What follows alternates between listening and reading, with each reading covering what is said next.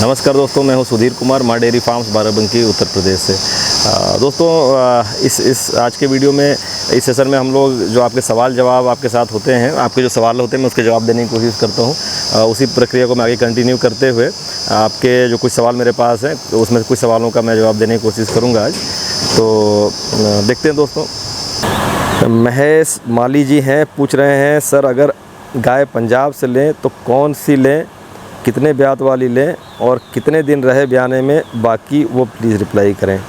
देखें दोस्तों, अगर आप सामने वाले पे विश्वास करने लायक है, उस पर विश्वास कर रहे हैं तो आप कुछ भी करें, जो वो कह रहा है उसकी सलाह से करें। लेकिन अगर आप नई जगहों से कुछ गाय ले रहे हैं तो हमेशा अच्छा होगा कि जो आप दूध देखें, क्योंकि ये बहुत बड़ी शिकायत है कि गाय जाती हैं और दूध नहीं देती हैं। तो क्योंकि देखें दोस्तों, मैं इसलिए कह रहा हूँ कि मेरा अनुभव ये है, हमने जिसको प्रेग्नेंट गाय भी दी है, 30 लीटर कहा है, तो मैं वो बात करता हूँ 30 लीटर के कहा है तो 32 लीटर मिले, 29 लीटर ना मिले। तो अगर रिलायबिलिटी आपकी है तो आप उस जगह से आप गाभिन ले लीजिए, आप ब्याई ले लीजिए, कुछ भी ले लीजिए, कोई समस्या नहीं है। लेकिन अगर विश्वास करना डाउटफुल है तो हमेशा देख लीजिए कितना दूध निकल रहा है, उसके बाद ही लेके जाइए।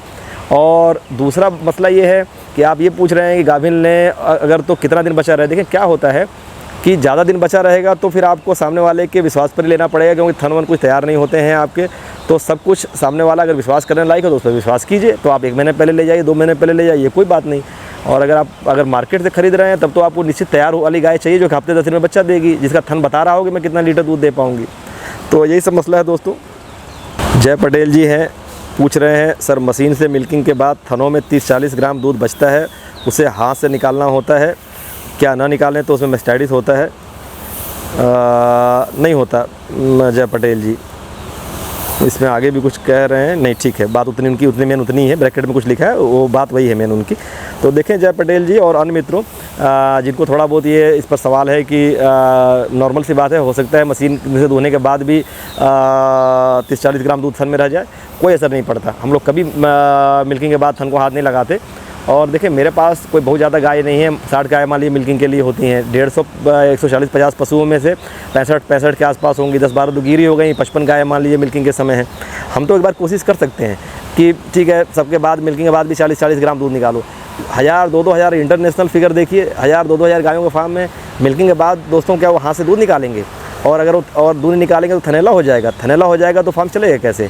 अगर गायों को थनैला होता है इस तरह से छोड़ने से तो कोई इंटरनेशनल फार्म चल ही नहीं रहे होते। ये सब भ्रम की बातें हैं। हम अपने बाद मिल्किंग के बाद हम लोग कभी नहीं निकालते दूध, कोई थनैला नहीं होता दोस्तों उससे। हमने ऐसे पीरियड बिताए जिसमें 1.5 साल जीरो मैस्टाइटिस का पीरियड बीते हैं दोस्तों, और दूध कभी नहीं निकाला जाता। तो ऐसा जय पटेल जी का जवाब मिल गया होगा।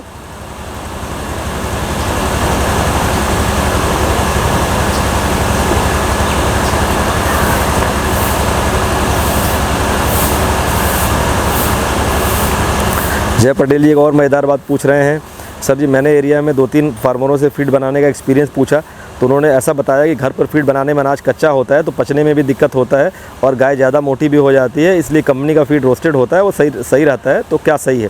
देखें क्या है जय पटेल जी, अगर आप अच्छा फीड नहीं बना सकते हैं तो गलत बनाने से अच्छा है कि आप कंपनी का फीड ही लेके इस्तेमाल करें। एक रीज़नेबल अच्छी कंपनी का फीड लेंगे तो एक रीज़नेबल लेवल का परफॉर्मेंस तो आपको मिलेगा ही। लेकिन फिर दूसरी बात कि आपके अच्छे बनाए फीड का कोई जवाब नहीं है। हम लोग जो फीड बना रहे हैं आज के डेट में वो कंट्री बेस्ट की बात कर सकते हैं। देखें थोड़ी कॉस्ट कटिंग करनी पड़ रही है, हमारे फार्मर मित्रों को पता है फीड बहुत महंगा होता जा रहा था, 35 रुपये पहुँच रहा था, तो थोड़ी कॉस्ट करके 3-4 रुपये घटाना पड़ गया है फीड को।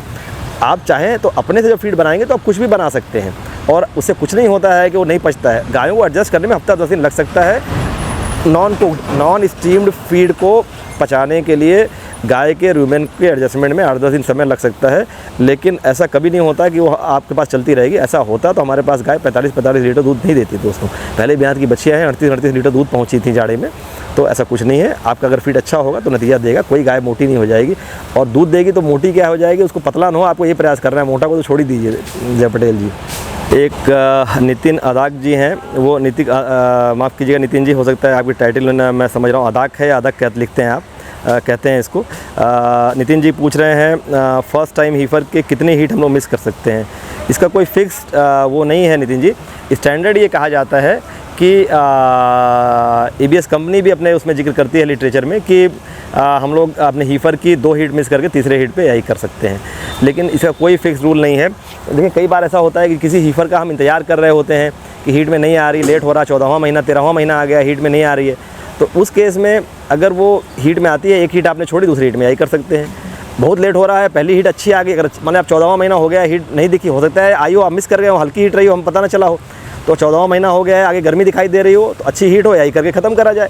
कोई ऐसा नहीं है, कितना कोई नियम नहीं है, इतना हीट छोड़ना ही पड़ेगा। नॉर्मल कहा जाता है, अगर समय से अगर 11 महीने में हीट में बच्चा आया है तो आप 2 हीट छोड़ के AI कर सकते हैं। और अपनी अपनी पॉलिसी हमने हीफर हीट AI कॉन्सेप्शन वाले वीडियो में बताया ही है कि मैं तो 13वें महीने के पहले आज के डेट में AI नहीं करना चाहता। मान लीजिए बच्चियाँ 9वें 10वें महीने से हीट में आई जा रही है, तो 13वें महीने पहुँचते पहुँचते 5 बार हीट में आ जाएगी, तो मैं छोड़ देता हूँ। कई बार बच्चे का अगर साइज़ से हमें ठीक नहीं समझ में आ रहा है तो मैं दोस्तों फिर छोड़ देता हूँ। 4 हीट भी आ गई कोई बात नहीं, क्योंकि बच्चिया को अगर बच्चिया की ग्रोथ अच्छी नहीं है, केवल हीट में ला के और ये हीट में आने से AI करने से नतीजा, अगर बच्चिया तैयार है तो कर दीजिए, कोई बात नहीं, पहली हीट में कर दीजिए, चलेगा दोस्तों। तो हर चीज़ का कोई फिक्स नियम नहीं होते हैं, धीरे धीरे आपको अपने हाथ साफ़ करने होते हैं। देखें, एक नए फार्मर और पुराने फार्मर और अनुभवी फार्मर, केवल पुराने होने से नहीं, अनुभव बढ़ाते जाएँ दोस्तों धीरे धीरे। कोई नियम कानून फिक्स नहीं होता है, आपको डिसाइड करना होगा कि हमको कब क्या करना है। तो अगर आपको अगर ये लग रहा हो कि भाई बच्चिया साइज से तैयार है, पहले हीट में भी AI हो सकती है, दूसरे में भी हो सकती है, नॉर्मल बच्चिया की तीसरे हीट में AI हो सकती है, बहुत लेट अगर हीट में आई हो तो आप पहले हीट में भी AI कर दीजिए, कोई प्रॉब्लम नहीं है। तो नूरुज़्ज़मान जी हैं, ये मेरे हिसाब से यहाँ इन्होंने नहीं लिखा, लेकिन इनको देख के इनका मैसेज मुझे याद आ रहा है, शायद ये बांग्लादेश से हैं नूरुज़्ज़मान जी।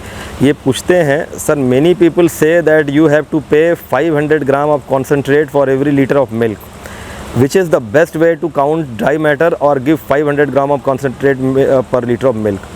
देखें नूरुज़्ज़मान जी, क्या हो रहा है कि हम लोग यहाँ कंफ्यूज कर रहे हैं।